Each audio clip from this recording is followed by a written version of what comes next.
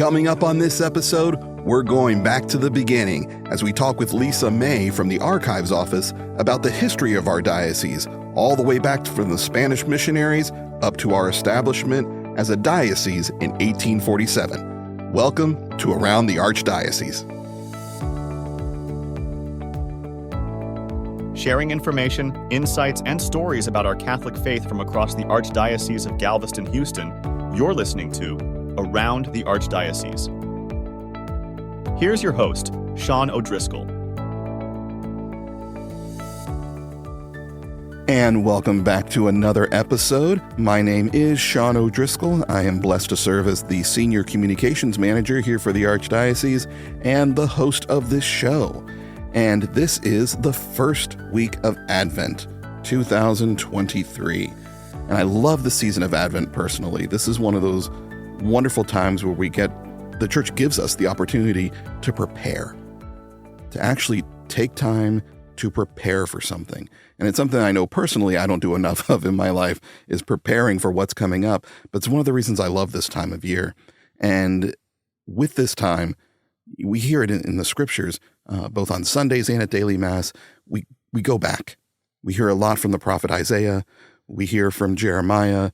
We hear from both 1st and 2nd Samuel. We're hearing about the history, where we came from, the promise of the Messiah that we'll celebrate at Christmas, the incarnation of our Lord Jesus Christ, and the beautiful stories that we hear in the Old Testament. And when I think of stories, one of the best storytellers I know is my friend and amazing colleague, Lisa May.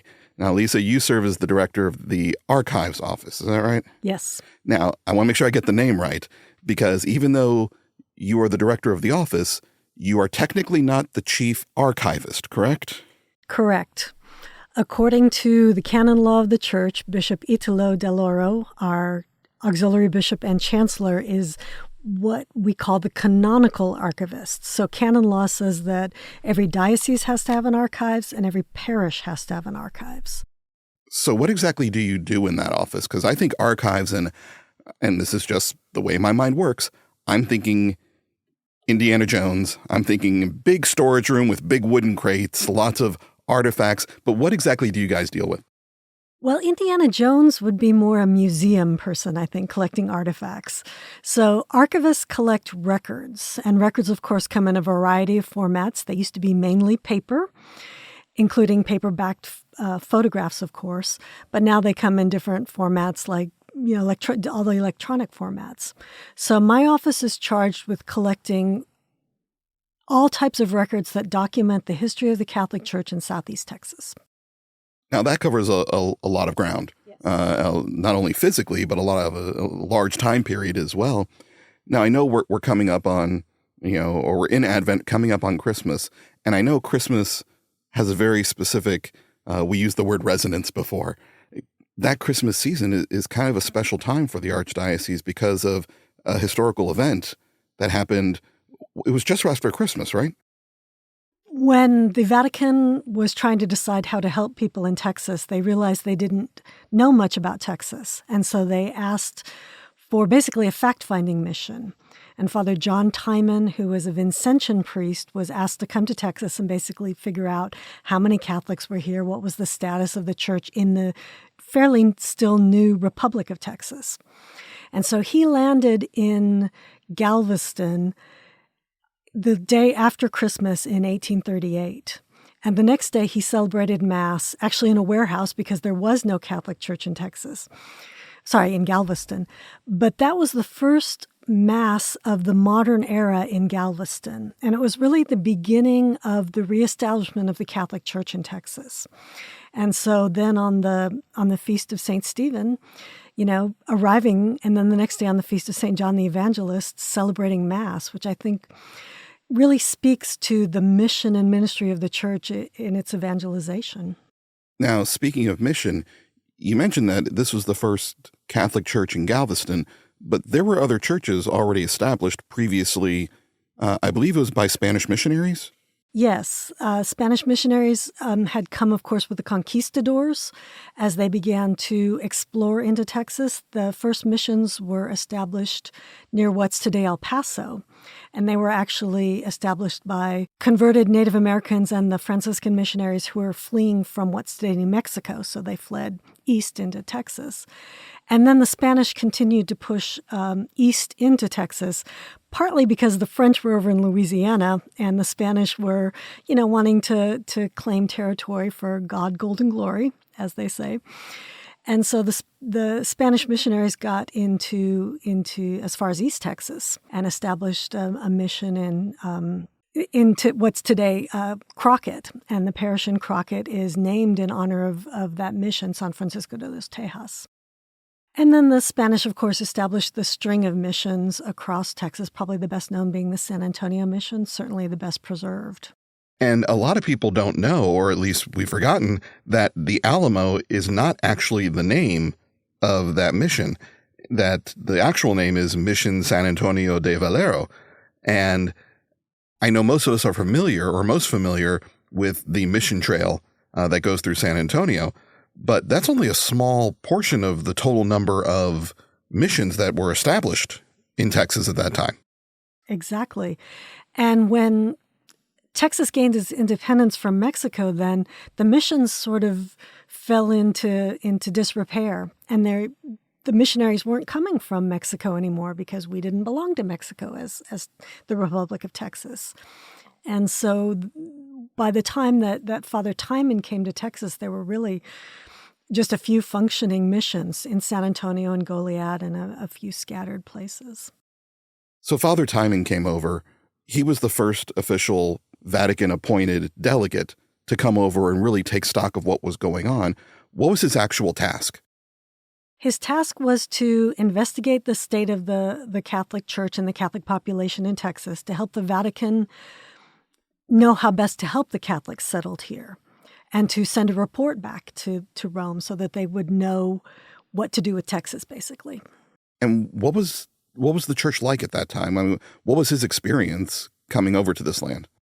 Well, it was an immigrant church. I mean, there were the remnants of the Spanish settlement, those who had come, during when Texas was first part of New Spain and then part of Mexico. And that included not just folks, of course, from Spain, but people from other parts of Europe and people coming into Texas from other parts of what was then the United States. And Spain and Mexico had a rule, of course, that in order to acquire land, you had to be Catholic. They weren't too concerned about how Catholic you were, but you had to be nominally Catholic. So there were a lot of paper Catholics, who were baptized or married in the church to acquire land, as well as genuine converts. So unfortunately, similar to today, even though they may be Catholic on paper, doesn't mean they were practicing. Exactly. With the caveat that it was hard to practice your faith when there weren't that many churches or priests either. That makes sense, yeah. Catholicism was very much a home church, for people in Texas at this point. So even for those who lived close to where there might be a mission, just traveling to the mission could, in the days before there was any kind of mass transportation. So people practiced the faith at home and they passed on the faith at home. So Father Timon, was he an ordered priest? What? I know you said he was sent by the Vatican, but was he Italian? No, he was actually Irish, of Irish descent. He was a Vincentian priest, so of the Congregation of the Mission. And he was an important figure in his congregation. He was actually in charge of all of the Vincentian priests and the Vincentian work in the United States. Oh, wow. Headquartered in Missouri. And so for the Vatican to ask him to come was sort of a recognition of his status, but also it's not like his desk wasn't already full with work. So when we're talking an investigation of the church in Texas, are we talking a portion of Texas, or are we talking the state, the size of which we know today? Well, the Republic of Texas, which was still involved in claiming territory far beyond the current bounds of the state. Wow. All the way up into what's today New Mexico, and then north into, close almost to Montana, because the boundaries of Texas were not set. Wow. And all that, of course, obviously no automobiles. I'm sure it was a lot of horseback, a lot of walking. I know how long it is to sit in traffic just to get from, the Woodlands to Galveston. Yes. To just imagine having to travel those distances to visit all these missions, all these churches, all these families to really understand what was going on at the time. And first to find out where all these people were settled. Because since there was no, easy transportation, there was no way to do, for example, a census, to travel around and find people. And folks were scattered because they'd moved in. There was no central government, tracking. There had been no central government tracking folks like that. Don't forget there were also the bayous and the rivers, which were major means of transportation. That's right. But could also be dangerous, because of wild animals and because, we know certainly in Houston about flooding. Very true. Very true. Yeah. Now, he does this big investigation. What does he find? What does he bring back? What does he tell Rome?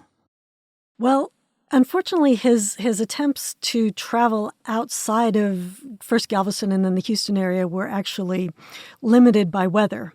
There were heavy rains, and he could not. Houston got very high water, and he had trouble getting out of the town. Again, a problem we yes, still deal with deal today. with today. I'm not sure their water situation was any better. So he was basically talking to people and getting, at best, secondhand knowledge of what was going on. So the report that he wrote to the Vatican estimated that there were around 12,000 Catholics in the Republic of Texas. 12,000 Catholics in the entire Republic of Texas. Yes. Where you can put our two largest parishes together today and have more than 12,000 people. Wow. Yes. And again, secondhand knowledge, just who was in Galveston and Houston that he could talk to and how, and we'll never know, but how accurate their knowledge was. Wow. Yeah. That's amazing. So he sends his information back to Rome. And what does the Holy Father decide to do next? Well, based on that, the Vatican did not feel there was enough of a strong Catholic presence in Texas to formally reestablish a diocese, the basic level of organization of a territory. So the Vatican created a couple of steps down, administratively lower levels, and created the Apostolic Prefecture of Texas. So sort of a proto-diocese. Okay. And they named Timon as the prefect. But Timon had that other job, and he could not come to Texas. He could not abandon his responsibilities to the Vincentian order to come to Texas. And so he delegated a young Vincentian priest as his vice prefect, Jean-Marie Odin. Now, because it was a prefecture, Father Timon was not a bishop. He was still a priest. He was still a priest. Okay. So tell me about then, I guess it was Father Odin who was given the task of kind of managing this area. Yes. And Jean-Marie Odin was from France, from Lyon in France. And as a seminarian in Lyon, he had heard an American bishop speak about the needs of the church in the United States. And Jean-Marie Odin heard that as a personal call to come to the U.S. as a missionary, as a seminarian. And so he came and completed his education at the Vincentian Seminary that Father Timon was headquartered at. And hearing that call in his heart to be a missionary, then after his ordination and after studying English, of course, and learning something of the ways of the United States, then he was appointed to the seminary faculty, which in obedience, he accepted that call, but he did not feel that was really what he was being called to do. And he did practice being a missionary by evangelizing the Native American folks settled around the seminary. So when Father Timon said to him, well, would you like to go to Texas, the future Bishop Odin, sorry, spoiler alert, he packed his bags and sailed for Galveston. Wow. I think what's striking me most about that is we were a mission territory. Yes. The United States, we didn't have a lot of priests. And so we had bishops going to Europe. And similar to the way I think a lot of us have missionaries who will come, once or twice a year and speak in our parishes, he heard the same thing and responded to that call. And because of him, that's one of the reasons we have the church here in Galveston-Houston, because he answered that call. I wish more people would I wish more of us in the pews would really understand where we came from, because in the same way that the faith was brought here, we're still called to take the faith beyond here. And I think that's a wonderful continuation of that missionary spirit and that missionary responsibility that we all have as Christians. And it was also the people in the pews who actually began this process of reestablishing the church, because when Texas gained its independence and they were cut off from the church, they were the ones who reached out and said, "We're here, we need help." They weren't shy about asking for it. They contacted the nearest bishop in New Orleans. They contacted the head of the church in the United States in Baltimore. They wrote directly to the Pope to say, "We are here. We are your children. We are we're the flock, and we need shepherds." 1841, Apostolic Vicar of Texas. Yes. Did that responsibility change from vice prefect? I mean, what does that name change kind of entail with that title? Well, Father Odin, when he arrived, and he brought Vincentian missionaries with him and brought them into Texas and worked with the few remaining missionaries here. With the work of the laity, then they built the church so that it was raised then, as you say, in 1841 to the next administrative level, which was to create the Apostolic Vicariate of Texas. And then Jean-Marie Odin was given the rank of a bishop when he was named the Vicar of Texas. So he was given the honorary title of Bishop of Claudiopolis and the Apostolic Vicar of Texas. So it for the first time in the modern era, Texas had a bishop. So we're talking about only a couple years since Father Timon arrived. What was the growth of the church like in this period? Well, the first report that we have to Rome is a few years later in 1848. And at that point, Bishop Odin put the Catholic population at 20,000. So a little bit of growth. Mm-hmm, a little bit of growth. And in terms of established churches, I'm sure there was building going on throughout this. How far do we have, these churches established? How far back do they go? Well, we did have the few remaining parishes. San Fernando Cathedral in San Antonio is one of the oldest churches. It dates back to the mission era. Sacred Heart Church in Nacogdoches is another church that has roots back to the mission era. The first church was established in Galveston in 1840. The first church in Houston in 1841. St. Mary Cathedral in Galveston, the first church in Houston, no longer exists. Old St. Vincent's Church, but its roots run through Annunciation Church, which is now the oldest church in Houston. So there was a church at Goliad. There were mass stations where missionary priests could stop and say mass at different ranches in different areas that eventually grew into churches.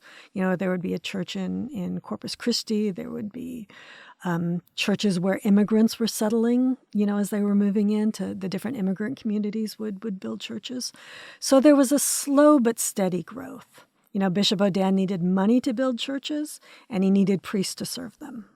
And where did those priests come from? Were we getting vocations at that time, or were these still missionary priests? These were still missionary priests, but Bishop Odin he would travel back to Europe, and he would recruit seminarians who might complete their education in Europe, or they might come and complete. We didn't have a seminary here, so they would, might be at the Vincentian Seminary near St. Louis, or they might be in New Orleans or places that had established seminaries, and then would be ordained for the Diocese of Galveston and serve. Now, I know the religious sisters and brothers, obviously with the missionaries, before with the Spanish, with the conquistadors. I know. I believe it was Franciscans, yes, who were heavily attached to those voyages and those trips. What about which religious orders were kind of the first to arrive in Galveston-Houston? The main religious orders, it would be the Oblates of Mary Immaculate, and then the Marianists came in very early as well, and the Jesuits. For the women, the first order to come in were the Ursulines in 1847, and it was a lot harder for Bishop Odin to convince the women orders to come to Texas, just because it was a frontier territory and conditions were very rough here.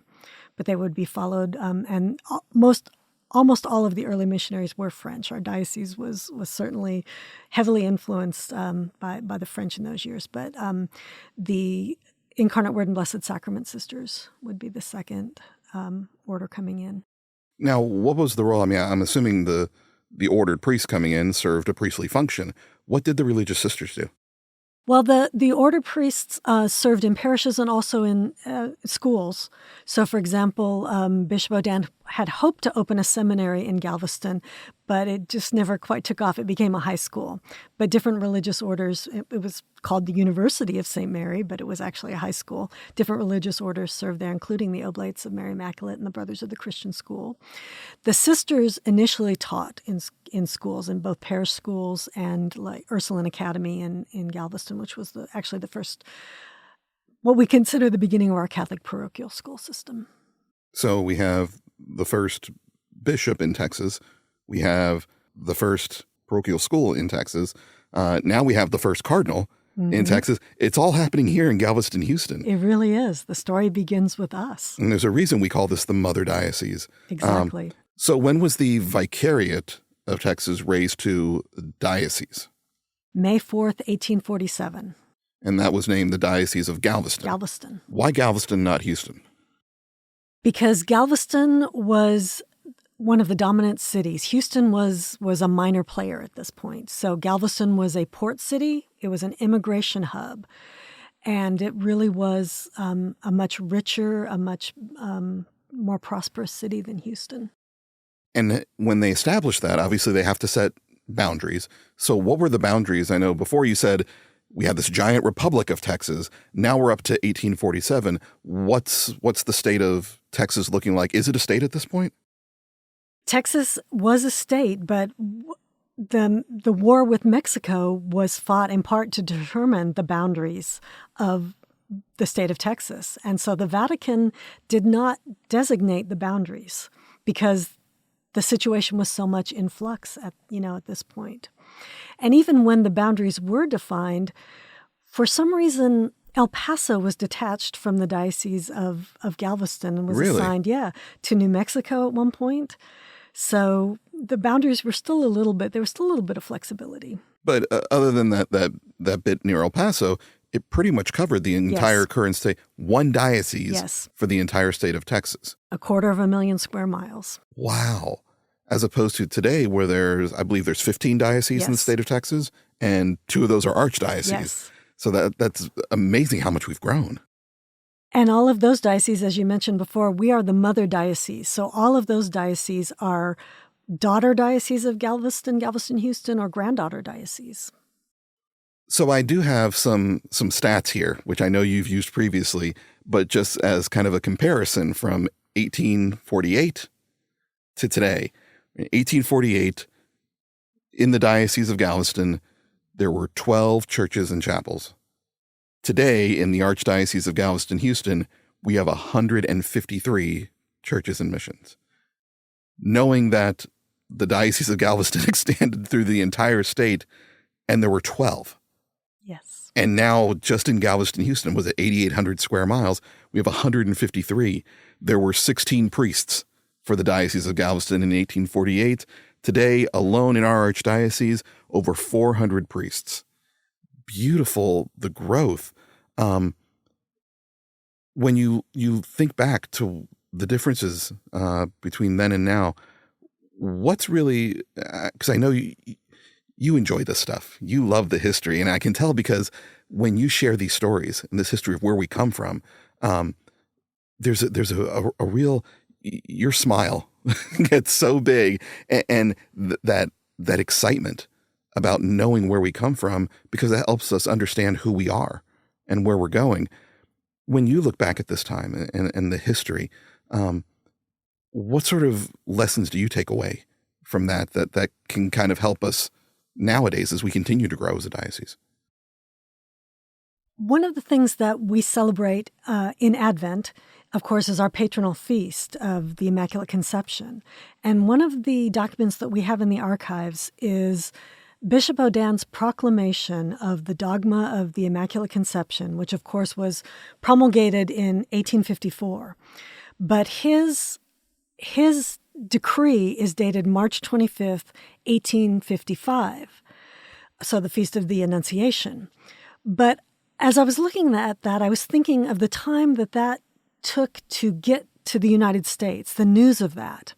And then Bishop Odin wrote this beautiful letter, this beautiful document, but that information then had to be printed and had to be distributed. So who knows how long it took to get that information to El Paso or down to the Valley or up to Dallas or, the Panhandle. And how long it took Bishop Odin. I don't think Bishop Odin ever got to the Panhandle or El Paso. Wow. It was just too long a journey. And it was too dangerous, that sort of travel. Whereas today we're blessed with communication. We're blessed with ease of travel. So our work as evangelists in sharing the message is in a sense, easier in those ways. That we have this means of communication. We have the Archdiocesan website. We have all these ways that we can share. And I just wonder what Bishop Odin could have done, if so many of the resources didn't have to go to sort of the bare bones. What he would think about the richness of the world today, of the Archdiocese of Galveston-Houston in 2023. For one thing, of having more than 16 priests. Very true.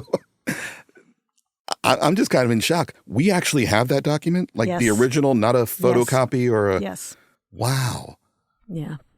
So what for you, because I'm sure you get to deal with not only all these documents, but I'm sure there are physical artifacts and sort of, I hate to use this word, but these treasures that we have passed down in the Archdiocesan, I'll call them the archives. What, in your opinion, are kind of some of the most unique or most amazing things for you? Well, first for me is always our sacramental records, the records of baptism, marriage, and burial, which go back to 1840. Wow. So these are the lives of faith of individuals. And as you look through the records, you can see generations. You can see people marrying, and then you can see their children born, and you can see, their children getting married. And so they're individual lives of the faith, but they're also the records of our parish communities, of the lives of our parishes through now, 3 centuries of those. And we get a lot of people looking for their family history, and people need their sacramental records, of course, for a variety of reasons. But to me, those are among our most precious records. And I'm always fascinated to work in those records. One of my favorite artifacts that we have is a chalice that was given to Bishop Odin by Pope Pius IX. And it has an engraving, stating that it was a gift. And it runs around the rim of the bottom of the chalice. But if you turn the chalice over, you'll find another inscription where the chalice was given to the Pope by a noble Italian family. And so I think that probably the Pope got a lot of gifts. And so that the Pope was into recycling in the sense that he probably didn't need, all of the chalices that he was given. But to have that gift come from this family in Italy to the Holy Father, and then for it to be sent to the missions in the United States, I think that's just a wonderful story too. And so it's used on special occasions. Cardinal DiNardo used it at the closing mass for the 175th anniversary of the Archdiocese. Oh wow! So it's still in use. It is still in use on special occasions. That's beautiful. Yes. It's funny. We talked last week with Michael and Nick from the development office and talked about that idea of giving, especially towards this end of the year, and trying to encourage people to donate to the church. But you never know where those donations are going to end up. So here's this family that thought they were doing something nice for the Holy Father, and it ends up, here we are, 200 years later, still utilizing that gift to bring the Blessed Sacrament, to bring the blood of Christ present and available for us today, all these years later, to consume here in Houston. That's a beautiful story. And we know their names because their names are on that chalice. So I'm sure they didn't do that, to live in history, but it roots that chalice in history, to this particular family, to this particular sainted pope, and to this particular bishop. And when we think about that continuity and that continued growth, within that Christmas season, I know we went back and started with Father Timon coming, but we have another kind of historical moment for the diocese that took place just after Christmas, if I remember correctly. Absolutely.